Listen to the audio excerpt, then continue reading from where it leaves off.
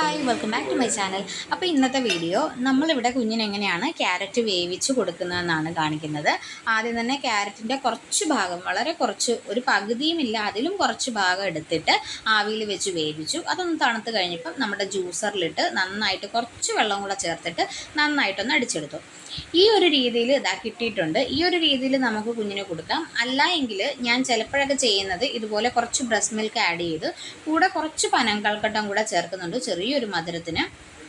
അത്ര കൂടെ ചേർത്ത് നന്നായിട്ട് മിക്സ് ചെയ്ത് അവൾക്ക് കൊടുക്കുകയാണ് ചെയ്യുന്നത്.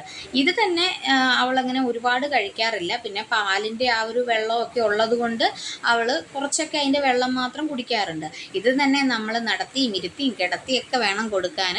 കുറച്ച് നേരം അവൾ കളിക്കും, ഇച്ചിരി കുടിക്കും, അങ്ങനെ കുറേ അധികം സമയം എടുത്താണ് അവളത് കഴിക്കുന്നത്.